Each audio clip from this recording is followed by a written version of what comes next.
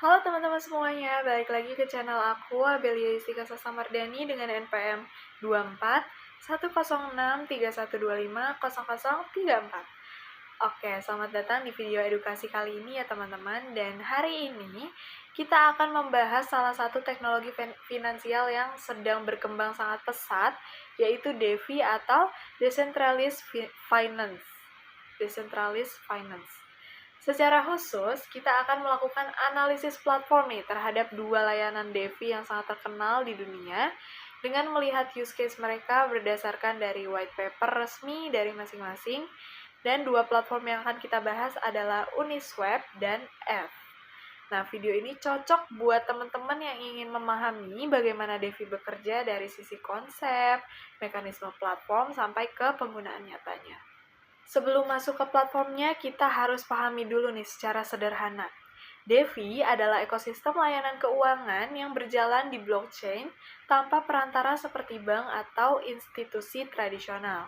Segala transaksi dan juga peraturannya diatur oleh smart contract, bukan oleh pegawai ataupun oleh sebuah perusahaan. Nah, ciri-ciri utama dari DeFi ini, yang pertama, tidak ada perantaranya. Yang kedua, transparan, semua transaksinya bisa dilihat melalui publik. Kemudian menggunakan token kripto juga sebagai aset utamanya. Kemudian berjalan otomatis lewat smart contract. Dan juga bisa diakses siapa saja dengan wallet. Di dalam DeFi, ada berbagai layanan nih teman-teman, seperti DEX atau Decentralized Exchange, kemudian ada lending borrowing, ada yield farming, ada derivatives, kemudian ada stable coins, dan juga ada liquidity pools. Nah, hari ini kita akan fokus ke dua layanan inti, yaitu DEX dan juga lending borrowing. Oke, kemudian kita akan membahas platform yang pertama, yaitu Uniswap. Apa itu Uniswap? Nah, Uniswap ini adalah DEX terbesar di dunia yang berjalan di jaringan Ethereum. Di Uniswap, teman-teman bisa menukar token kripto tanpa menggunakan perantara. Jadi, semua prosesnya dilakukan oleh smart contract. Nah, masalah yang diselesaikan oleh Uniswap berdasarkan white paper, Uniswap ini hadir untuk menyelesaikan beberapa masalah, teman-teman. Seperti biaya yang tinggi dan kecepatan lambat pada exchange terpusat, kemudian resiko asetnya disalahgunakan oleh pihak ketiga, kemudian sulitnya menyediakan likuiditas secara terbuka, dan juga kebutuhan sistem trading yang transparan. Uniswap menggunakan AMM, bukan order book seperti bursa tradisional. Cara kerja sederhananya ini, ada dua token dalam satu pool, misalnya ETH dan juga USDC, dan harganya ditentukan otomatis oleh formula X kali Y sama dengan K, dan juga trader menukar token ke pool ini, bukan ke pengguna lain. Dan hal tersebut membuat perdagangan ini cepat, otomatis, dan tanpa harus menunggu penjual cocok terhadap pembeli, seperti itu. Kemudian untuk Uniswap ini bisa berjalan, dibutuhkan orang-orang yang menyediakan likuiditas. Nah, LP atau liquidity provider ini akan memasukkan dua token ke dalam pool, kemudian akan mendapatkan fee dari setiap transaksi dan berpotensi terkena impermanent loss. Mekanisme ini membuat Uniswap tidak tergantung market maker tradisional, teman-teman. Yang selanjutnya, token UNI atau governance. Nah, UN ini digunakan untuk voting keputusan teknis, kemudian untuk pengaturan fee, dan juga untuk pengembangan protokol ke depan. Pengguna yang memegang UNI ini bisa ikut menentukan masa depan platform. Oke, untuk kelebihan dan kekurangannya sendiri, dari kelebihan terlebih dahulu, ini tidak perlu membuat akun, kemudian sangat cepat, kemudian juga 100% transparan, likuiditasnya global, kemudian biayanya juga relatif rendah. Sementara untuk kekurangannya, yang pertama bisa gagal ataupun rugi karena impermanent loss untuk LP ya teman-teman, dan juga gas fee Ethereum ini bisa tinggi dan juga tidak cocok untuk pemula yang tidak paham oleh atau dengan smart contract. Nah, Uniswap ini menjadi standar DEX di industri DeFi karena kesederhanaan tetapi kekuatannya. Oke teman-teman, sekarang kita akan membahas platform yang kedua, yaitu Aave. Apa itu AVE?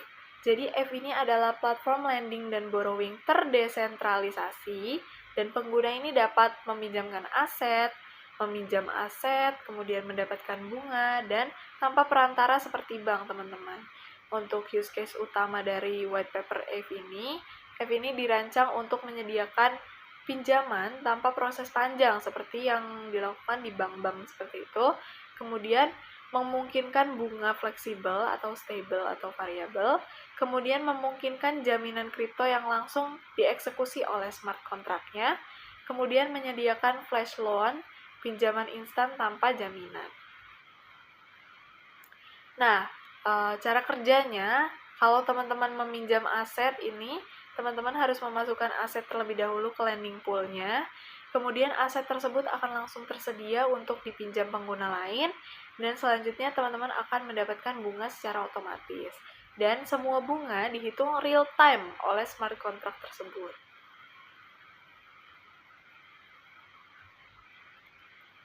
Oke, sekarang kita masuk ke cara kerja dari borrowing atau si peminjam. Nah, untuk meminjam, pengguna ini harus menyediakan jaminan kripto atau kolateral. Contohnya, teman-teman deposit ETH sebagai jaminan, terus teman-teman juga bisa meminjam USDT. Nah, kalau nilai jaminannya turun sampai ke batas tertentu, jaminannya ini dapat dilikuidasi otomatis. Nah, ini memastikan protokolnya tetap aman dan juga terhindar dari gagal bayar. Nah, si AVE ini juga memiliki fitur unik yaitu flash loan. Nah, flash loan ini memungkinkan seseorang meminjam dana besar tanpa jaminan dengan syarat dananya dikembalikan dalam satu transaksi. Nah, umumnya ini dipakai untuk arbitrage, kemudian untuk refinancing posisi, dan juga untuk trading kompleks, dan yang terakhir untuk mengoptimalkan aset. Nah, ini fitur yang tidak ada di dunia keuangan tradisional, teman-teman. Jadi hanya ada di fitur-fitur dunia keuangan modern. Oke, yang selanjutnya pembahasan tentang token AVE dan governance. AVE ini digunakan untuk voting keputusan komunitas, kemudian untuk memberi kekuatan keamanan pada protokol lewat staking, dan juga untuk pengembangan fitur-fitur baru. Untuk kelebihan dan kekurangan dari si AVE ini, untuk kelebihannya terlebih dahulu, itu yang pertama, proses peminjamannya ini transparan, kemudian bunganya juga lebih fleksibel, selanjutnya ini keamanannya juga lebih tinggi, komunitasnya kuat, dan tidak ada manusia atau bank yang mengatur si sistem tersebut. Untuk kekurangannya, resiko likuidasi kolateral, kemudian interaksi rumit untuk pengguna-pengguna yang pemula, dan juga biaya gas Ethereum ini bisa tinggi. Tapi AVE ini tetap menjadi raksasa dalam kategori lending DeFi, teman-teman. Oke, sekarang kita masuk ke perbandingan dari Uniswap dan juga AVE itu. Dari segi aspek tipe platformnya, kalau si Uniswap ini exchange atau DEX, sedangkan AVE ini lending borrowing. Untuk aspek use case utamanya, kalau dari Uniswap ini swap token dan liquidity pool, sementara untuk AVE ini pinjam-meminjam aset. Sementara dari aspek siapa penggunanya ini, untuk Uniswap ini trader dan juga LP, sementara untuk AVE ini borrower dan juga lender. Untuk aspek resiko, untuk Uniswap ini impermanent loss, dan sementara untuk AVE ini likuidasi kolateral. Nah, untuk aspek revenue pengguna, untuk Uniswap ini sendiri dia itu jenisnya trading fee, sementara untuk AVE ini bunga pinjaman, teman-teman. Dan dari segi aspek smart contract, untuk Uniswap ini AMM dan juga untuk AVE ini lending pool. Nah, walaupun keduanya ini berbeda fungsi ya teman-teman, tapi mereka berdua ini adalah contoh sistem DeFi yang sangat matang, sangat aman, dan juga sudah digunakan secara global, teman-teman. Nah, dari analisis kedua platform ini, kita belajar bahwa DeFi ini bukan hanya sebuah konsep aja, tetapi juga ekosistem nyata yang menawarkan solusi finansial baru.